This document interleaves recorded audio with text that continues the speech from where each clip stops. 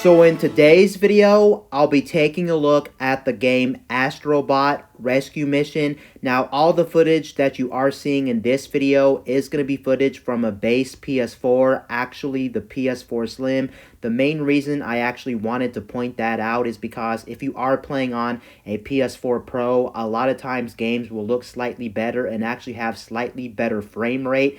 And then alongside that, I'm not going to show you any spoilers in this video. I'm practically just showing you the very beginning of the game, so you don't have to worry about any spoilers if you're thinking about buying this game for yourself. Now, if you're unfamiliar with Astro Bot, basically what Astro Bot is, of course, like I said, it is a PSVR game, and this game is a 3D platformer. That's basically what this game is, and I'm actually a very big fan of this game. I recently streamed this game on my YouTube channel here, and I actually beat the full entire game, so I'm pretty knowledgeable when it actually comes to this game. Now, the way they handle this game is absolutely fantastic. Basically, when you put your VR headset on your head, you actually control the camera of the game, so you are the cameraman. You don't use anything on the DualShock at all to control the camera. Your head is the camera, and then you are controlling a guy in the name called Astro Bot. It is the little blue robot in the game that you're seeing on screen right now, and basically how you control him is with the PS4 DualShock. You use the analog sticks to actually control him, and then on top of that, you actually have two different buttons you can use on your DualShock to actually do different things. You can jump in this game, and then you can actually punch in this game, and that's practically all you can do in this game. And that may seem generic at first because, well, you're probably thinking to yourself, why is there only two buttons in this game? There's only an X button and a square button. And when you compare this to a lot of different platformers on the market, they may have more attacks, there may be more things to do, but just the way they actually handle the platforming in this game is actually amazing. And this game, honestly, is more about the platforming than anything in the game. It's not really about the combat. It's not really about the moveset that Astro Bot has. It really just boils down to the platforming in the game, and the way they handle the platforming in this game is absolutely fantastic. And I'm just going to say this right now. I think if you're a PlayStation VR fan, you should definitely buy this game. I also think if you're a platforming fan, you should definitely buy this game. I think this game is going to be good for just a lot of different people. It's not just for the platforming crowd who likes their 2D or 3D platformers. I think anybody could get into Astro Bot. And the nice thing about Astro Bot in particular is just the fact that Astro Bot is going to be a game that isn't even a full-priced game, but it does feel like a AAA game, and it is an amazing experience. Personally, for me, this game is only a $20 game. That's what this game is going for. But honestly, like I said again, this game really does feel like a top quality game that you would actually pay $60 for this experience. And overall, I'm very happy I actually played this game. However, even though I really do like this game a lot, I must say this right now, I don't think this game is a perfect game, and if I was to score this game right here, right now, on the spot, I would definitely give this game something like an 8, 8.5. The highest I would be willing to give this game, honestly, is a 9.0, because I do think there are some flaws with this game that I am going to explain a little bit later. But going back to the actual platforming of this game, it is fantastic, and like I said, the way you control the character is with your VR headset. And just note, with this game in particular, you are going to have a lot of space around you, because this game is a game that you will have to be looking 360 degrees around the whole entire level. So you'll be looking up, you'll be looking down, you'll be looking left, you'll be looking right. So the best way to play this game is definitely going to be either standing up, or if you're going to be sitting down playing this game, you're definitely going to need like a swivel chair, maybe like an office chair or a gaming chair, something that does swivel 360 degrees, because like I said, to judge your platforming, to collect everything in the levels, you will need a 360 degree chair or just a very big space if you are standing up. So keep that in mind. It's not like some other PlayStation VR games that don't require a lot of space. This one really does require a lot of space. And basically also how this game works is you have a whole bunch of different levels. You have 5 worlds, and each world has 4 or 5 levels. I can't remember how many levels in each of the 5 worlds, but basically you play 4 or 5 levels and then you go to a boss fight. But the thing is, right when you get to the boss fight of each level in this game, you do have to have a certain amount of Astro Bots to progress. And you can see on screen right now there is a little Astro Bot waving, because once I punch this Astro Bot, it will clarify that I actually collected him for the game. And like I said, you do have to have a certain amount of Astrobots to actually progress in this game. And that's where I really do think this game is actually going to be a very good game with pretty good replayability, because on your first time playing this game, you're not going to be collecting all the Astrobots, because that is the main collectible of this game.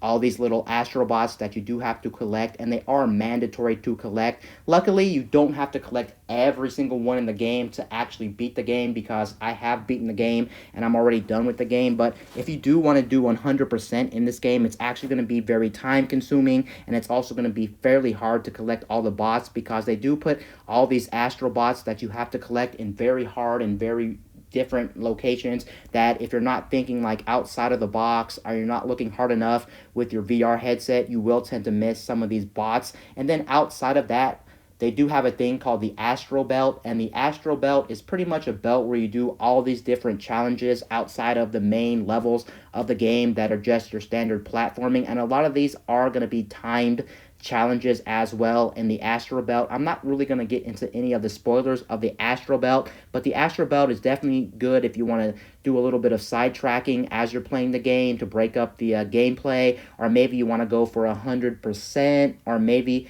you just want to collect some Astro Bots to progress in the game. The Astro Belt is definitely going to be good for that, because you do collect different Astro Bots inside the Astro Belt as well every time you complete a challenge in the Astro Belt. So that's also good as well. So you can definitely see the replayability of this game is a little bit high, trying to collect every single Astro Bot in the game. And then outside of your main platforming in this game does use the DualShock in some very good ways. And that's also why, talking about the DualShock, you cannot use the PlayStation Move controllers in any way with this game, unfortunately, because you do have to use the analog sticks with this game. And then on top of you having to use the analog sticks, you do have to use the touchpad. So unfortunately, the Move controller doesn't have an analog stick or a touchpad at its disposal. That's why you have to use the DualShock 4, unfortunately. But the main thing they use the touchpad for in this game specifically is going to be just different things in the game. Like, for instance, you can use the DualShock as like a water hose to actually water down stuff, like maybe put out fires, or spray it at like flowers to open up flowers. They have levels where you have to take like a ninja star and actually move your controller around and actually hit things with your ninja star, like bamboo, or like, for instance, they do have spider webs that you do have to cut with the ninja stars. And yes, it also does use the motion control in the DualShock 4, which is actually pretty nice. And one thing I was actually very worried about right when I started the game, and for a couple levels, I was actually really worried about the fact that, why do I keep seeing the PS4 DualShock on the screen? They actually show you a hologram. I don't know if it actually came up on screen yet, but they do show you a hologram of your PS4 controller on the screen. And no, unfortunately, you cannot remove it from the screen. It stays on screen all the time you're playing. And I thought it actually might be a distraction to the actual experience. And boy, was I actually wrong. It actually is not a distraction at all. At first, it may seem like it may be a big distraction, but most of the time it's at the bottom of the screen. And I actually like the fact that since it's at the bottom of the screen, it's not really annoying. And after a while, honestly, you just forget that the DualShock is actually at the bottom of the screen, and it's not really that big a deal. But I just wanted to throw that out there as well. But the reason I love this game so much is just the fact that the platforming is clever, the way you use your headset as the camera, the way you control Astro Bot. It's really just a platforming center game more than anything. It's not about the combat. It's strictly just about the platforming. And the platforming is fluid, it's nice, it's solid. And let me tell you as well, if you're playing on the base PS4, whether it's the original PS4 or the PS4 Slim that came out a little bit later, I must say this game actually looks like a very good game. It's not really grainy. The frame rate is absolutely nice. Overall, this is one of the best games that you can possibly play on the PlayStation VR headset. And on top of that as well, don't worry if you have a normal PS4. This game does not require a PS4 Pro, and you'll 100% be happy with the performance that you do get out of the base PS4 or the PS4 Pro when it actually comes to this game. Now I actually want to talk about why I don't think this game is absolutely a perfect game. One reason why I don't think this is actually a perfect game is actually because there are some sections of this game where things are actually flying at your face, and for me personally, I'm not too big of that. Not too big into that. I do understand why that's actually a thing, because it does make you more immersed in the world. It does make you feel like you're there when things are flying at your face. But for me personally, I just feel like it's very jarring, and sometimes it hurts my eyes when things are actually flying at your face. And then there are these weird sections. There's only like 2 or 3 in the whole entire game where you actually have this bot that's actually throwing like a soccer ball at you, and since it's like throwing a soccer ball at you, you do actually have to move your head rapidly to actually headbutt a soccer ball. Even though the PlayStation VR headset isn't the most heaviest thing or the most annoying thing on your head, even if you have it secured down properly, it still feels kind of jarring to actually take the whole headset and have to move your head rapidly really fast to actually hit this soccer ball or headbutt this soccer ball. And that's one thing I do not like about this game, that it actually hurt in my head when I actually did that as well. And then there is sometimes in this game in particular where it's really hard to judge your platforming, and sometimes I do get random deaths that I normally wouldn't get on another 3D platformer, because it's just hard to see the whole entire environment. And sometimes I feel like I'm not looking correctly to line up my platforming, and it can be kind of hard, and it is kind of annoying to get random deaths that's, it's really not your fault. It's just hard to judge the platforming in the game. But outside of that, I really do recommend this game to each and every one of you. And also, I really do think this is a very good amount of time, or this game is a very good length when it comes to the actual game. This game is about 7 to 12 hours, depending on how long it takes for you to collect all the things you need to progress, depending on how long you die and things like that.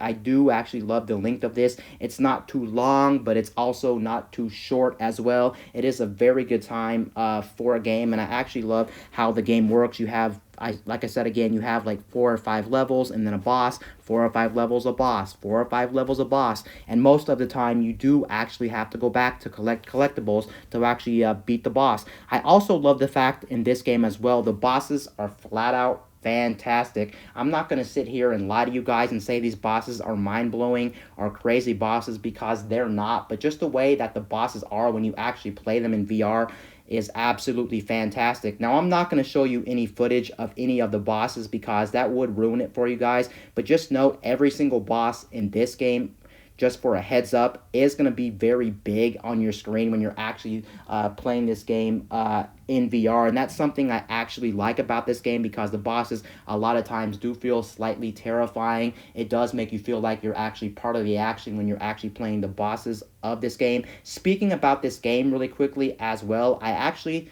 wanted to bring this up now that I actually remembered it. This game is not going to be the most immersive game in PSVR, to be honest, just because it does feel like you're actually looking through a window of someone's house when you're playing this game, since this game is not a first-person game like some other VR games. So if you want a game to really take full advantage of VR and really feel like you're in the world, these are just my opinions, of course. Someone may say otherwise, but I really do feel like it's like you're looking at the game through like a window or a glass or something like that. It kind of does feel like you're playing kind of like a 3DS game. If you ever played a good 3DS game with the 3D turned on, that's really how I feel about this game. And honestly, if this is the only game you ever play in PlayStation VR, I wouldn't judge PlayStation VR off of this experience, because like I said, it's not the most immersive thing out there, because it is like you're looking through a window of a house or looking through someone's glass. So that's it, and it does kind of suck. So what I really recommend as well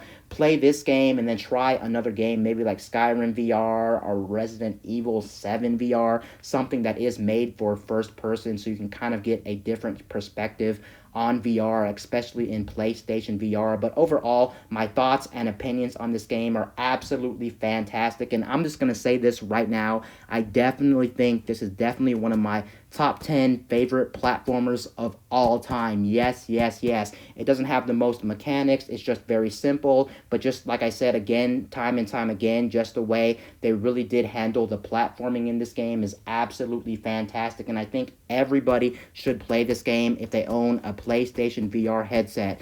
Anyway, guys, this is Wayne from My Tech News, signing out.